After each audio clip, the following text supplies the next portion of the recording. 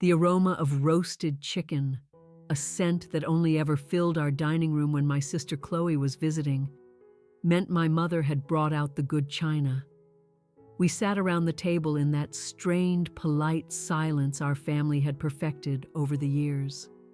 My father, Richard, lifted his wine glass, his eyes fixed on Chloe with a look of pure adoration he never once directed at me.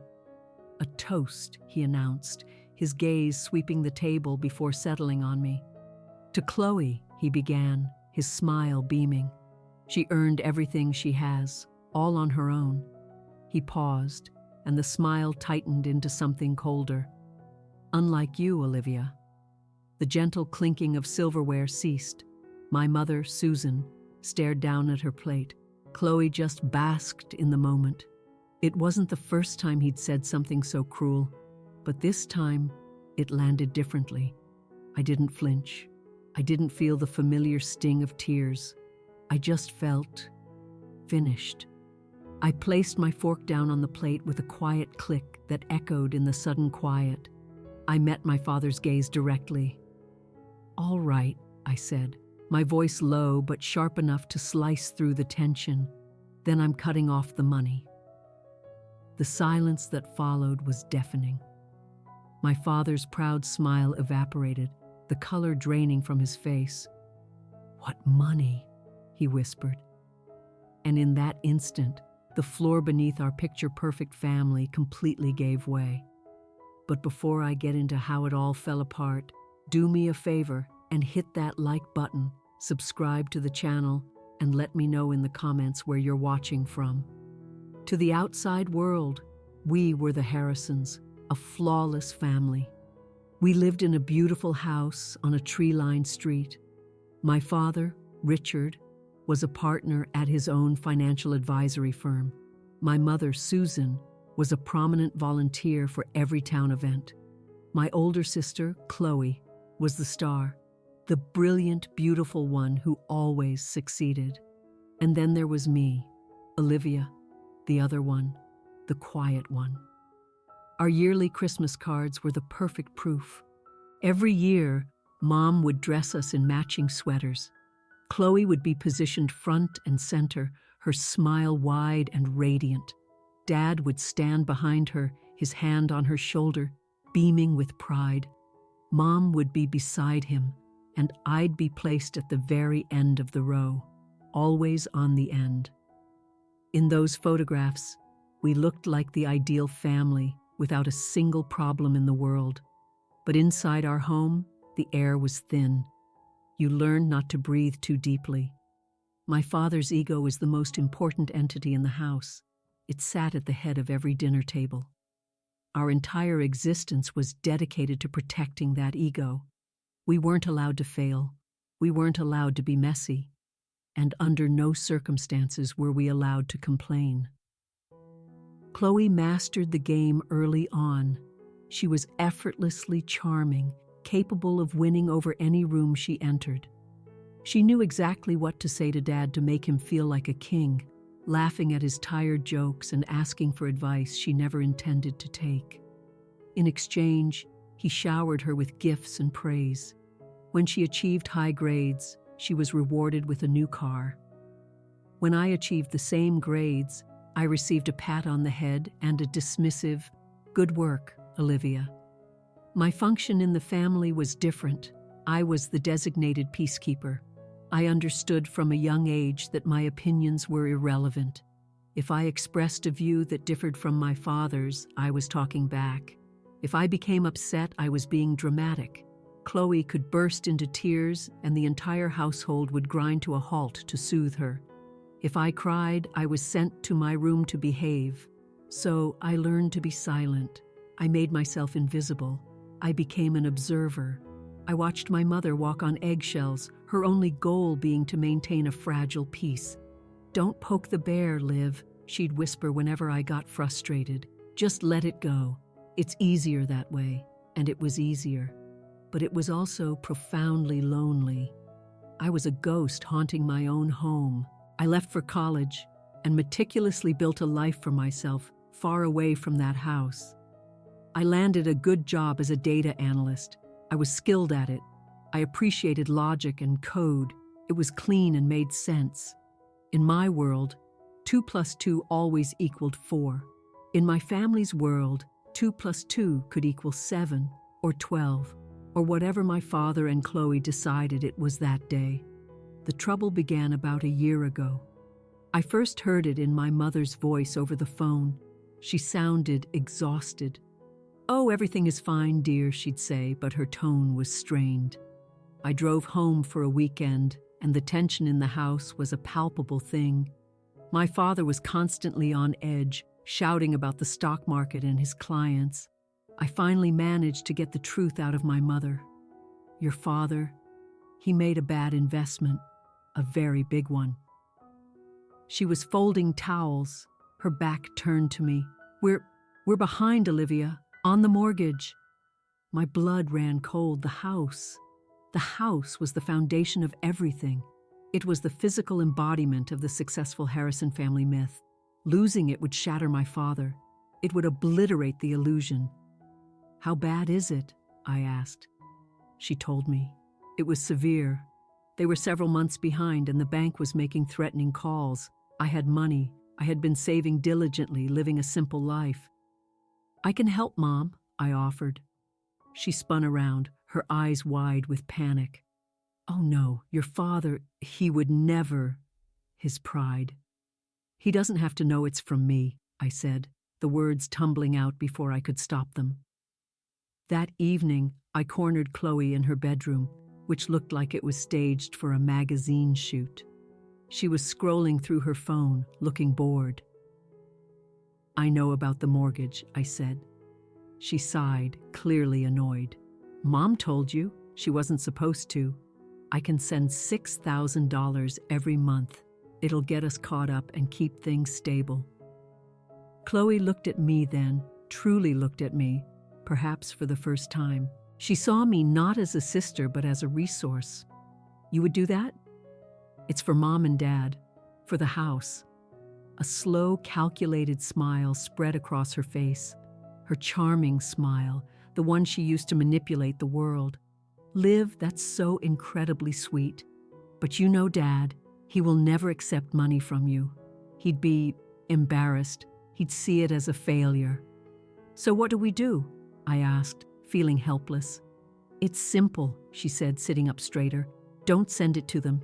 Send it to me." I paused. "To you?" "Yes. I'll just blend it with my own money. I'll tell them I received a massive bonus at work, or that one of my investments paid off. I'll handle the mortgage, the utilities, all of it. I'll just take care of everything." She placed a hand on my arm. "It will save Dad the humiliation. It will fix everything. You'll be saving us, Olivia. It'll be our little secret." It made a sick kind of sense. It fit the established roles of our family perfectly. She was the hero, the one who swooped in to save the day. I was the silent supporter, the one working behind the curtain. It was the only way to preserve my father's fragile pride.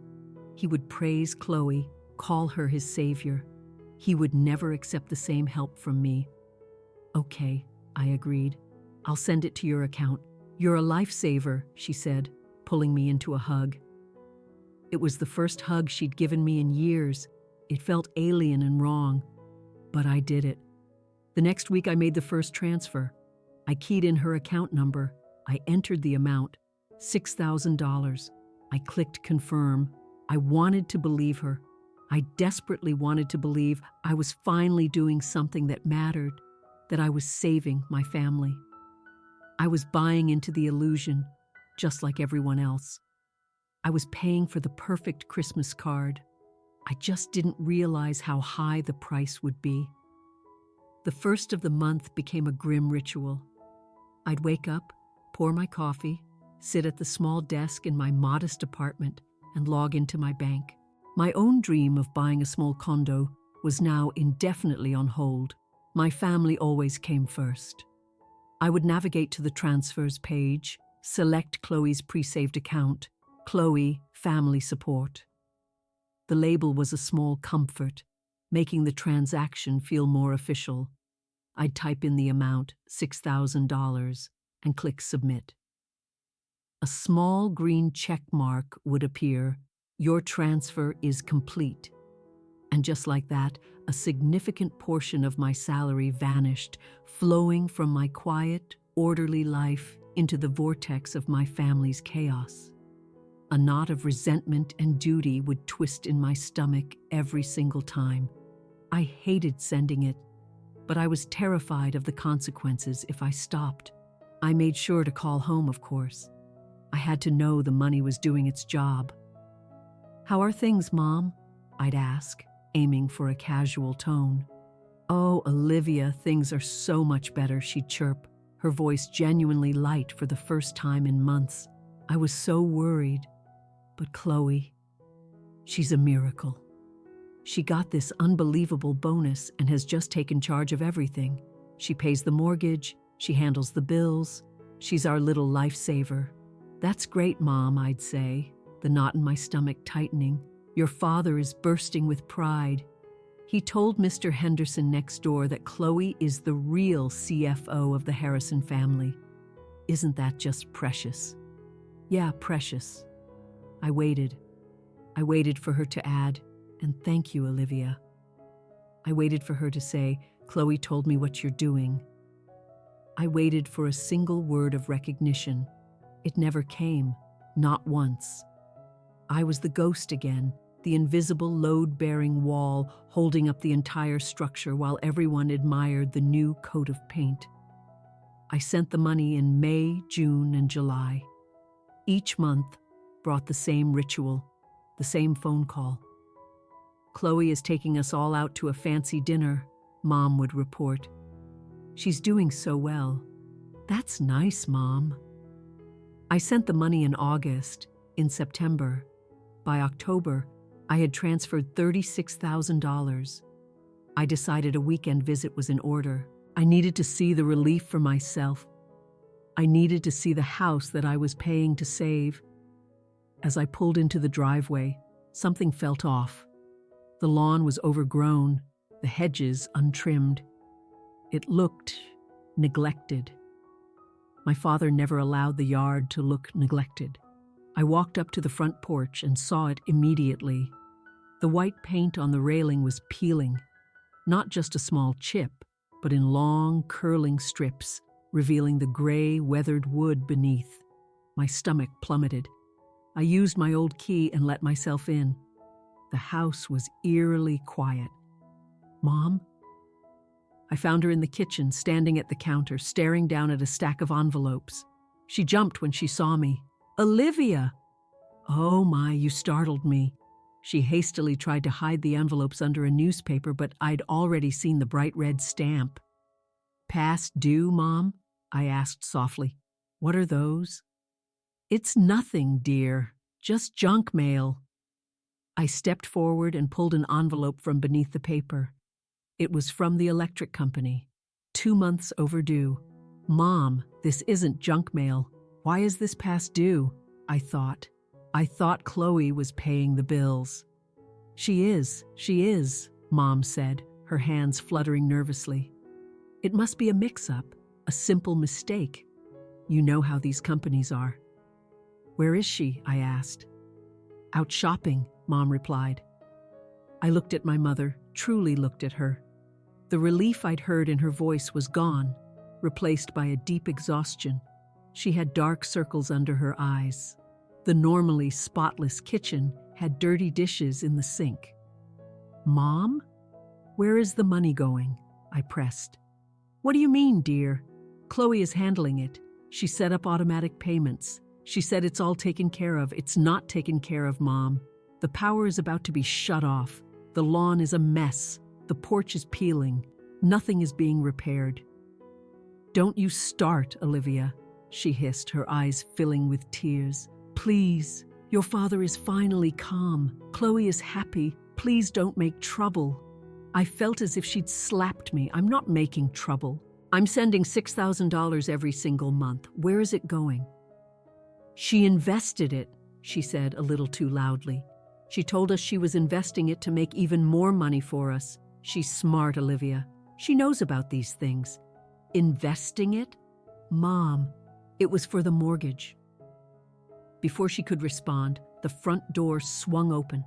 Chloe strode in, laden with 3 large shopping bags from a high-end department store. She was wearing a new coat, a sleek leather one. "Look what I found on sale," she announced, beaming. Then she saw my expression, and her smile faltered. "Oh, Olivia, you're here." "Chloe," I said, my voice flat. "We need to talk. I just saw the power bill." Chloe rolled her eyes and dropped her bags. "God, Olivia, can you just relax for 5 minutes? I told Mom it's handled. They sent it to the wrong address or something. It's a whole nightmare. I'm dealing with it. And the porch? The lawn? I'm busy, Olivia," she snapped. "I'm managing a lot right now, trying to hold this entire family together. You want to do it? Be my guest. It's incredibly stressful. Dad is breathing down my neck every single day." She was so convincing, sounding so burdened and put upon. And just like always, I retreated. My mother was looking at me, her eyes pleading. Just let it go. So I did.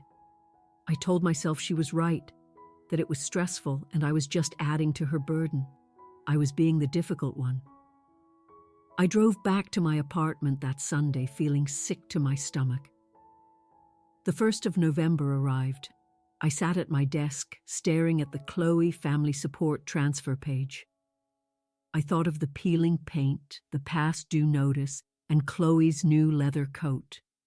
My hand trembled as I typed in the numbers, but I did it. $6,000. Submit. I was a fool paying to maintain a lie while the very foundation of my family rotted away. But the lie felt so integral to our existence. I was terrified to be the one to pull it out, fearing the whole house would come crashing down. And I was right. The dinner was Chloe's idea, a supposed celebration for yet another promotion she'd apparently received. She was always failing upwards, being rewarded for achievements she never seemed to actually earn. But a celebration meant a mandatory family dinner, which meant I was expected to drive home, sit at that table, and pretend to be happy. The moment I walked through the door, the smell of rosemary chicken hit me, the scent of every holiday, every strained family gathering, the official scent of pretending. My mother kissed my cheek, her face etched with exhaustion. "Olivia, I'm so glad you could make it. Isn't it wonderful? Chloe's new promotion. It's great, Mom." My father was in the living room laughing with Chloe, his arm draped around her shoulder. "That's my girl," he was saying. "Knew you had it in you." Chloe spotted me and offered a small, dismissive wave. "Olivia, glad you could make it." She sounded like a queen acknowledging a commoner. We sat down at the dining table, using the good plates reserved for special occasions. We passed the chicken and potatoes in a heavy silence, punctuated only by the clink of silverware. I just wanted it to be over. I'd been dwelling on it for weeks. I had checked my bank account. $66,000. That's what I had sent. 66,000. And the house was still falling apart. The lie was sitting right there at the table with us, eating our food. Then my father, Richard, picked up his wine glass and stood. My mother looked at him surprised. He rarely made speeches. "I'd like to propose a toast," he said, his voice thick with pride, beaming at my sister. "To Chloe, my daughter. She's just been promoted again. She's simply incredible. She has built her entire life by herself, from the ground up. She works hard. She pays her own way. She even helps out her old parents." He looked around the table, soaking in the moment, his smile wide. "She has earned every single thing she has." And then his gaze found me. It didn't just land on me. It slid past me, as if I were an inconvenient piece of furniture. The smile on his face tightened, transforming into something cold and cruel. "Unlike you, Olivia." It was out. The unspoken truth, finally given voice. He had said it. My mother gasped, whispering, "Richard." Chloe said nothing. She just smiled down at her plate, as if accepting an award. Something inside me didn't break. It settled. It was like a shard of glass clicking perfectly into place. Suddenly, I saw everything with a chilling, absolute clarity. The peeling paint, the past due notices, my depleted savings account, Chloe's new coat, my father's smug smile. All the years of being the other one, the quiet one, of being told, "Just let it go, Olivia." I was done letting it go. I placed my fork and knife down on the good plate, very slowly. The sound was deafening in the silence.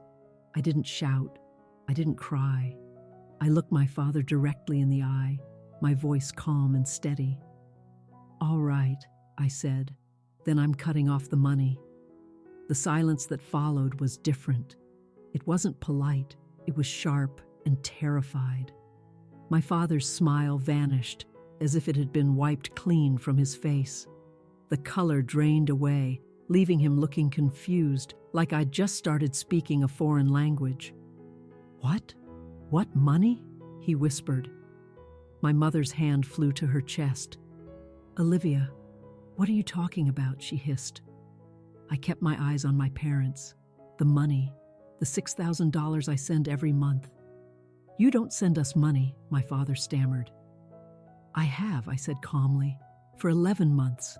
I've been sending $6,000 on the first of every month. I thought it was for the mortgage, for the bills, to help."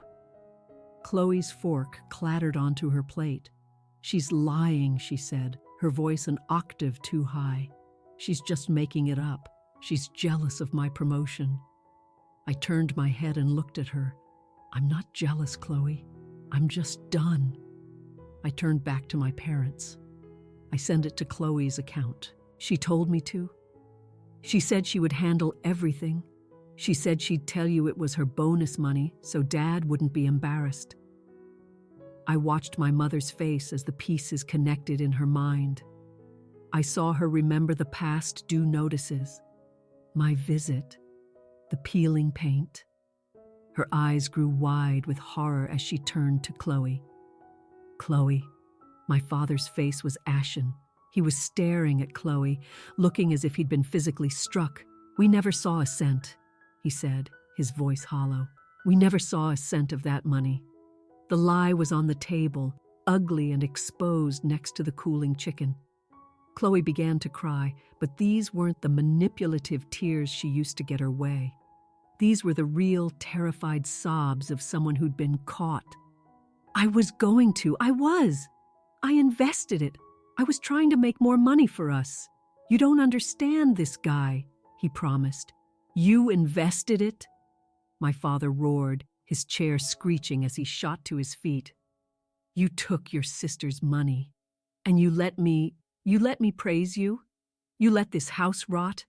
I was trying to fix it," she screamed back. "You lied," he bellowed.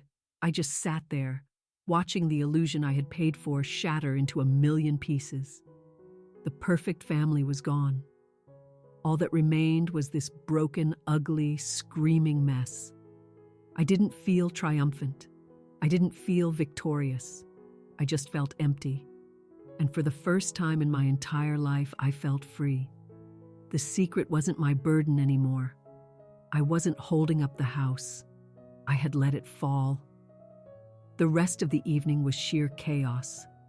My father roared, my mother wept, and Chloe just screamed that we didn't understand, that she was the real victim, that she was only trying to help. She eventually locked herself in her room, and my father pounded on the door until my mother begged him to stop. I retreated to my old bedroom, the guest room really. It never felt like mine. I lay on top of the perfectly made bed, fully dressed, and just listened. I listened to my father's heavy footsteps pacing back and forth downstairs. I listened to my mother's muffled sobs coming from their bedroom. I listened to the old house groaning around us, as if it were in pain. The house finally fell silent around 3 a.m. When I woke a few hours later, the sun was just beginning to rise. The house was cold and still. I walked downstairs to a scene of devastation. The dining room was a graveyard. The good plates and leftover chicken were still on the table, the wine glasses half full. It looked like a party that had ended in tragedy. My mother was at the kitchen table in her bathrobe, holding a single sheet of white paper in both hands. Her face was gray. "She's gone," she whispered, not looking up. "What? She's gone. Her car is gone." She packed a bag. She pushed the paper across the table. It was a note from Chloe, written in a loopy, childish scrawl. "Don't freak out. I'll handle it." That was it. Don't freak out. After stealing $66,000, after lying to all of us for nearly a year, my father stormed into the kitchen, still dressed in yesterday's clothes, his hair a mess. He looked wild. "Her car is gone. She's gone. I'm calling the police. I'm reporting her for theft." "No!" my mother shrieked, jumping to her feet. "Richard, no! You can't call the police. It will ruin her. She's just scared. She'll come back." "Ruin her?" he yelled. "She has already ruined us. She's a thief. She stole from her own sister. She's our daughter," my mother cried. They started screaming at each other then, not really about Chloe, but about years of unspoken resentments, about his pride, about her silence, about all the secrets they had buried to keep the illusion alive. I stood there for a moment, watching these two broken people shouting in their broken kitchen. Then I turned and walked away. I went back to the dining room, pushed aside the cold, greasy plates, and opened my laptop on the table. The part of me that had craved their approval was gone. It had died last night. The anger was gone too. All that remained was this cold, quiet clarity. I wasn't a daughter right now. I wasn't a sister. I was a data analyst. My father was a financial advisor. I finally understood. Numbers don't lie. I logged into my bank account and exported every single statement from the last 12 months. I opened a spreadsheet and created columns: date, amount, confirmation number, recipient account. $6,000, 11 times. A perfect, clean column. Total, $66,000. It was time to find out where it had gone. I couldn't see into Chloe's account, but I was the one who sent the money. I had a right to know. Leaving my parents to their screaming, I took my laptop and phone out to the peeling front porch and sat on the top step in the cold morning air. I called my bank, but not the customer service line. I called the fraud department. A man answered. "Fraud and disputes, this is Leo." "Hello, Leo," I said, my voice as calm as the morning. "I need to report a series of transfers. They were authorized by me, but they were made under false pretenses. My sister stole $66,000 from me. I gave him the dates, the amounts, the account number. "Okay, Ms. Harrison," he said, the sound of typing in the background. "I see the transfers, 11 of them, all for $6,000, all to this account." "Yes," I said. "She claimed it was to pay my parents' mortgage. It was a lie. She's run away." "Where did the money go?" "Ma'am, I can't really—" "Please," I interrupted. "It's a lot of money. I need to know. Did she just spend it?" There was a long pause, filled with more typing. "Okay. I'm looking at the activity on the recipient account. Ma'am, this money, it didn't stay in your sister's account for long." My heart began to pound. "What do you mean?" "Each time your transfer arrived, usually within an hour, the exact same amount was moved out. It was transferred to another account, a single recurring recipient." "Who?" I whispered. He hesitated. "Ma'am, I really shouldn't. But this is a clear pattern. This looks like a classic—" "Well, let me just check." More typing. "The account is registered to a Mr. Julian Vance." "Julian Vance? The name meant nothing to me, but it meant everything. It meant Chloe wasn't just a liar and a thief. She was a fool. She hadn't stolen from me. She had stolen for him. This whole time, for the entire past year, she had been siphoning my money, $6,000 at a time, and handing it over to some man. I hung up the phone. The screaming inside the house had finally stopped. I just sat there on the porch of the house I had tried to save, a house that was rotting from the inside out. I had been paying to fix a leaky pipe while the entire foundation was cracked. A new feeling settled over me, harder than anger or sadness. It was resolve. Chloe thought she could handle it. But I was the one who was really going to handle it. I was going to find out who Julian Vance was, and I was going to burn his entire lying world to the ground. The next 3 days were the longest of my life. The house felt like a tomb. After that first night of screaming, my parents simply shut down. They moved around each other like ghosts.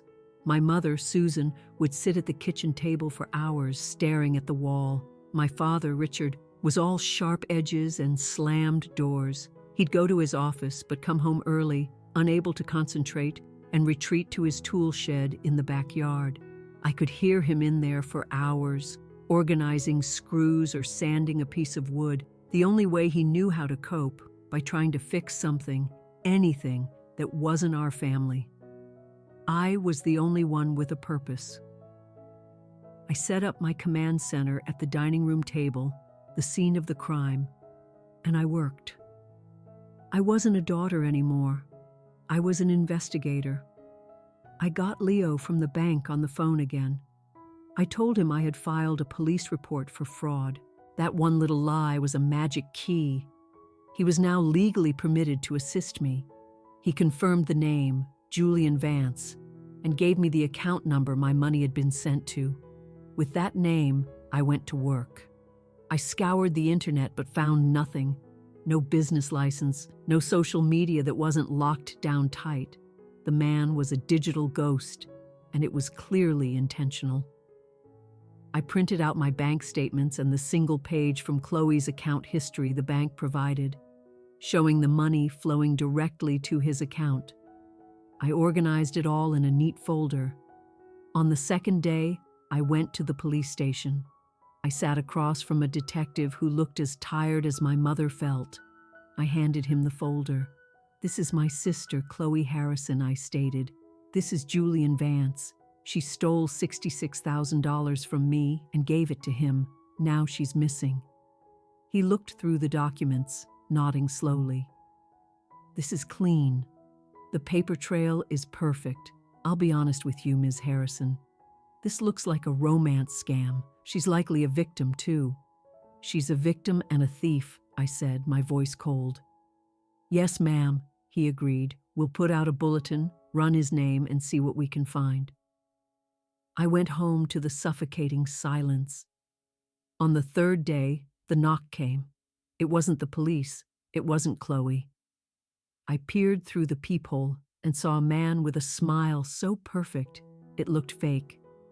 He was handsome in a generic billboard sort of way, dressed in a sharp blue suit and holding a leather briefcase. My blood turned to ice. It was him. I opened the door but left the screen door locked. He beamed at me. "Hello. I'm looking for Richard or Susan Harrison. My name is Julian Vance. I'm a business partner of Chloe's." His voice was smooth as warm honey, the voice that had stolen my life savings. "They're not available," I said flatly. His smile didn't waver, but his eyes tightened. "Oh?" "Well, I had a meeting scheduled with Chloe. She was supposed to introduce me. We're working on a major investment, a new tech startup. The returns are, well, they're astronomical." He laughed, an easy, practiced sound. "I just wanted to drop off the prospectus for her parents to look at. We're in the final funding round." He was here for more money. Chloe had vanished, so he had come directly to the source to cut out the middleman. The sheer audacity of it was almost comical. A tech startup? I asked. That's right. A new crypto mining platform, very high yield. Chloe was one of my earliest investors, a very smart girl, saw the potential right away. How much did she invest? I asked, my voice conversational. She's rolled over about 65,000, he said, as if it were pocket change.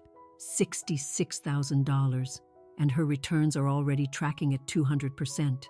We're just looking for a final injection of capital to scale up. Chloe said her father was a finance man. I knew he'd see the value. He is, I said. He's in the backyard. Let me get him. I left the screen door locked and walked through the silent house. I opened the back door. Dad, there's a man here to see you. His name is Julian Vance. My father's head snapped up. The file he was holding dropped to the ground. The look on his face wasn't anger. It was pure, black fury. He wiped his hands on his jeans and strode past me without a word. My father stood at the front door, looking at Julian Vance through the screen. You're Julian Vance, my father said, his voice like gravel. Julian's smile finally cracked. He had expected a soft, proud father, eager to hear about his golden daughter's success, not this cold, angry man. That's right, Julian said, trying to regain his charm. Richard, I presume. A pleasure. As I was just telling your other daughter, Chloe and I are— Open the briefcase, my father commanded. What? Open your briefcase. I want to see the prospectus. Julian laughed nervously. Well, it's highly confidential. I really should wait for Chloe. Show me, my father said. Slowly, Julian placed the briefcase on the porch and undid the clasps. It was full of glossy, colorful printouts with graphs that only went up, littered with buzzwords like synergy, disruption, and blockchain. My father, a financial advisor for 30 years, deals in facts and numbers that balance. He looked at the glossy charts with undisguised contempt. These are fake, my father said flatly.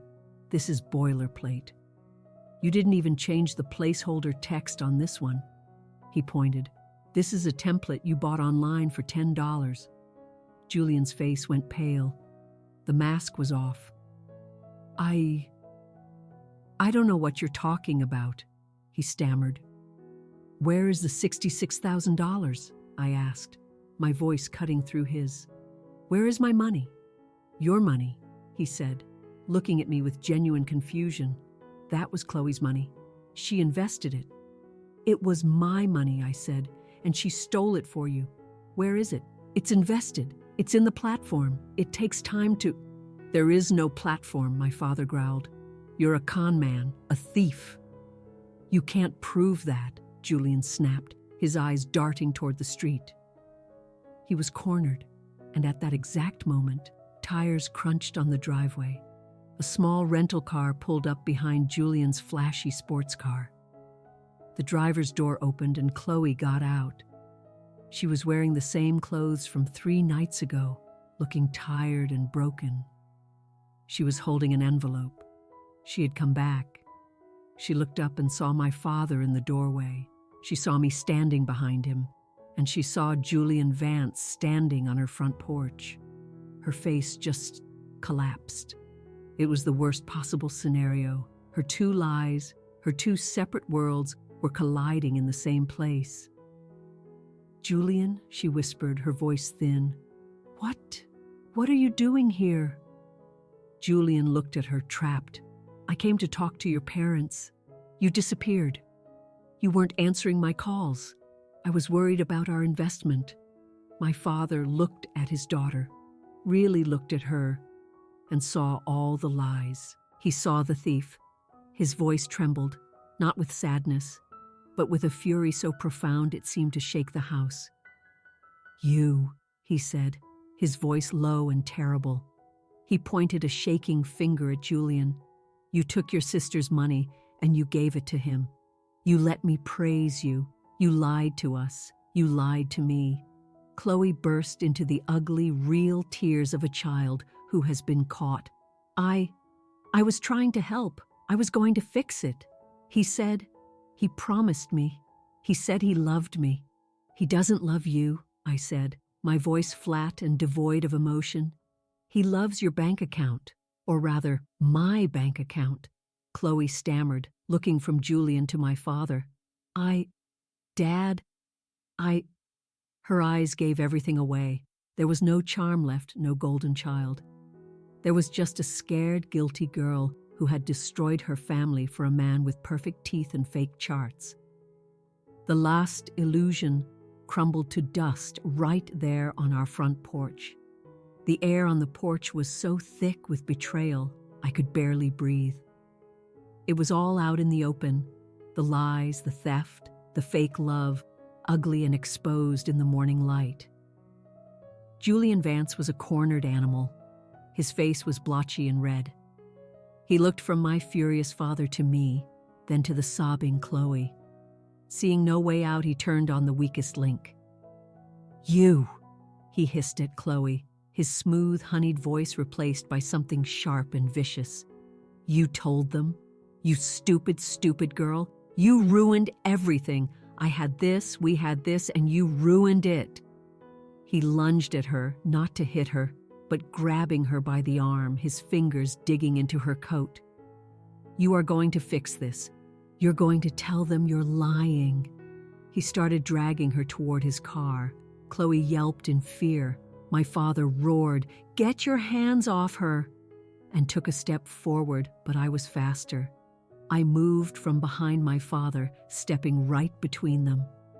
I was face to face with Julian Vance.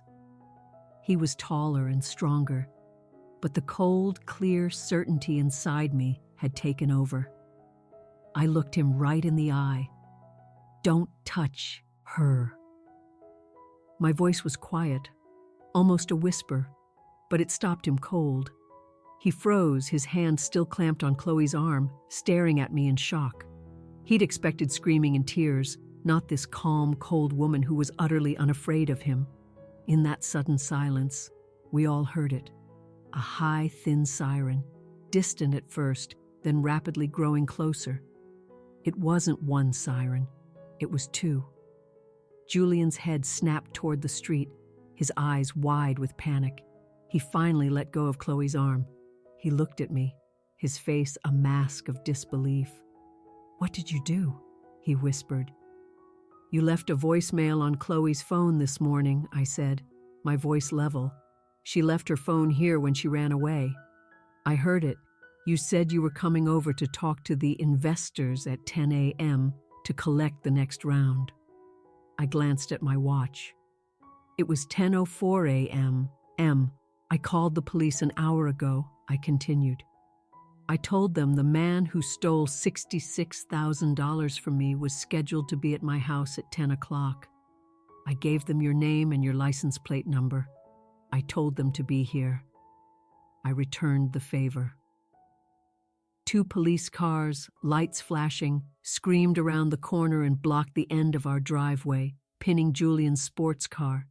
He was completely trapped. He actually made a break for it, bolting off the porch, but he didn't get 2 steps. "Police, stop. Get on the ground." An officer was out of his car, hand on his weapon. Julian froze, raising his hands. "It's a misunderstanding. It's a family dispute." The detective who'd taken my report got out of the other car, holding my folder. "Julian Vance, you're under arrest for fraud." They cuffed him on our front lawn, right next to my mother's prize rose bushes. As they put him in the back of the car, the mask and charm were gone. He was just a small, pathetic, angry man. He stared at me through the window as they drove him away. I felt nothing. I just watched him go. The street was quiet again. The flashing lights were switched off. I turned around. Chloe was on the porch steps, the fight completely gone from her. She sank down, her body folding in on itself, and buried her face in her hands. The sobs that racked her body were not her old fake tears. They were the sounds of hitting rock bottom. She had lost everything: the money, the fake love, her family, her future. It was all gone. My mother was standing in the doorway, woken by the sirens, her hand over her mouth as she stared at Chloe in horror. My father stood on the porch, looking 10 years older. The fury and pride had been stripped away, leaving a broken, defeated man standing on his peeling porch, watching his golden daughter weep. He looked at me, his mouth opening. He didn't say thank you. He didn't say he was proud. He just looked at the wreckage of his family, his voice a hollow whisper. What now, Olivia? The house was quiet, but it was a new kind of quiet, not the tense eggshell silence of before, but the heavy, exhausted silence of a battlefield after the war. My life in my small apartment was on hold. As the primary witness, I had to stay in my childhood home, which now felt like a shared prison. We spoke to detectives, to the district attorney. I gave my testimony, my voice calm and clear, walking them through the bank transfers, the lies, the final confrontation. The investigation revealed that Julian Cross was a serial predator. They found 3 other women, 3 other families he had scammed with the same crypto startup story. My $66,000 was just a drop in the bucket. My case was simply the one that caught him. My folder, my call. Chloe was in the worst position of all. She wasn't just a victim. She was a willing accomplice who had committed wire fraud. The DA was blunt. "Here's the deal, Ms. Harrison," he said to Chloe in a small, sterile room with my parents and me present. "You lied, you stole, you enabled him. I can charge you, and I will win. You'll do time." My mother let out a small sob. "Or," the DA continued, "you can be our star witness. You testify against him. You tell the jury every lie he told you and every lie you told your family. You give us everything. If you cooperate fully, I'll recommend probation." Chloe, who had barely spoken in weeks, looked up, her face pale and gaunt. The golden girl was gone. "I'll do it," she whispered. "I'll testify." The trial was 6 weeks later. I sat in the gallery with my parents. My mother's hands were twisted in her lap. My father stared straight ahead, his face a stone mask. Julian, in a cheap, ill-fitting suit, just looked small and angry. The worst part was Chloe's testimony. She walked to the witness stand like a ghost and swore to tell the truth. "Can you please tell the court how you met Mr. Vance?" her lawyer asked gently. "Online," she whispered. "On a dating app." "And what did he tell you?" He told me I was special, that I was smarter than anyone in my family, that my father didn't appreciate me, but he did. He said he saw me, saw how brilliant I was." She was crying, but she kept talking, her voice small but steady. For the first time, she wasn't performing. "Did he ask you for money?" "Yes. He told me about his startup, said it was a sure thing. He said if I could get him some seed money, we could run away together, be rich, finally be free." "And where did you get this money?" Amber paused. She looked at the jury.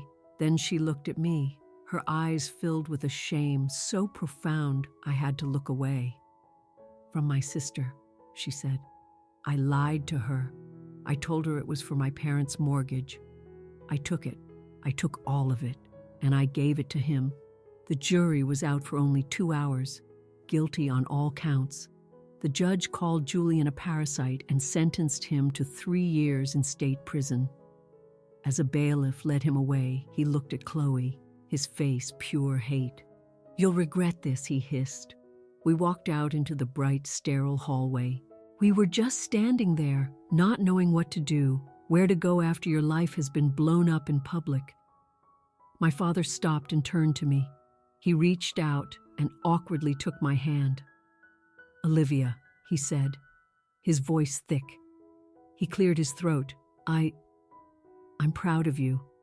All my life, I had waited to hear those words. I had gotten good grades, been quiet, been good, sent a fortune to save his house, and none of it had been enough. And now I finally heard them, not for being good or quiet, but because I had been cold and logical, because I had called the police on my own sister. The words hit me harder than any of his insults ever had. They were 20 years too late. "We should go home," I said, pulling my hand away. Home was a different place. The trial had ripped out the poison, but it left a gaping wound.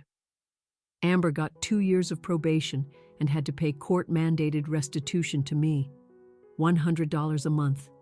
It was a joke. It would take over 45 years to pay me back, but it was never about the money. I stayed for 2 more weeks, packing up the guest room. I had an interview for a much better job in Portland. I was leaving for real this time, and as I packed, the house began to change. One morning, I looked out the window and saw my mother in the backyard, on her hands and knees, ripping out the weeds that had choked her garden for a year. She worked all day, and by sunset, a small patch of earth was clear. The next day, she came back with seedlings and began to replant. A few days later, I woke to a scraping sound. My father was on the front porch in his oldest clothes, scraping the old, peeling white paint off the railing, taking it all the way down to the bare gray wood. It was the sound of an apology. The biggest change was Chloe. Her probation officer found her a job as a barista. She'd come home in the afternoon smelling of burnt coffee, her face shiny with sweat, the bright, bubbly girl completely gone. In her place was a quiet, tired woman who looked older than she was. One afternoon, I was in the kitchen when I saw my mother in her new garden. Chloe came out the back door in her work uniform and stood watching her. Mom didn't turn around. "I need to put the rosemary in," my mother said, pointing to a spot of clear dirt. "It needs to go here." Chloe walked over, picked up a small trowel, and knelt in the dirt. She dug a small, perfect hole, and my mother handed her the seedling. Chloe placed it gently in the earth. They were planting rosemary, the same herb from the night the family exploded. I watched them kneeling in the dirt together. They weren't fixed, but they were planting something new. The last day was bright and cold, the first day of spring. My car was packed, a small U-Haul hitched to the back. I was driving to Portland to start my new life. My mother came out first and gave me a real hug. "I'm proud of you, Olivia," she whispered. "I'm so sorry. I was so busy keeping the peace, I forgot to keep you safe." My father came out next. He held out his hand to shake mine, but I stepped in and hugged him. He was stiff, but he put his arms around me. "You'll be good," he said, pressing an envelope into my hand. "For gas." Then Chloe came out. She had to be at work soon. She stood on the porch. "Be safe, Olivia," she said quietly. She walked down the steps and gave me a fast, tight hug. "I'm sorry," she whispered, so quickly I almost missed it. Then she too pressed a small envelope into my hand, turned, and walked toward the bus stop without looking back. I got in my car and pulled away from the curb. In the rearview mirror, I saw my parents standing side by side, watching me go. The house looked smaller, but it also looked lighter. I drove for an hour before pulling over at a rest stop. I opened my father's envelope. Inside was $500 in cash and a note on his company letterhead. "Drive safe. Dad." I opened Chloe's envelope. There was no money, just an old, faded photograph from the state fair taken 20 years ago. It was me and her, about 8 and 10, with sticky pink cotton candy on our faces, arms around each other, our smiles wide and identical. There was no golden child and other one, just 2 sisters. On the back, in her new, simpler handwriting, she had written, "I'm sorry, Sometimes you have to lose everything to see what's worth keeping. I'll pay you back, Olivia, I promise, even if it takes forever. I sat there in my car for a long time, looking at the picture and the long, open highway in front of me. I didn't know if my family would ever be fixed, but as I sat there, I realized it didn't matter. I put the photo in my glove compartment, put my father's money in my wallet, started the engine, and pulled back onto the highway. The silence in the car was total, and for the first time in my entire life, that silence meant peace.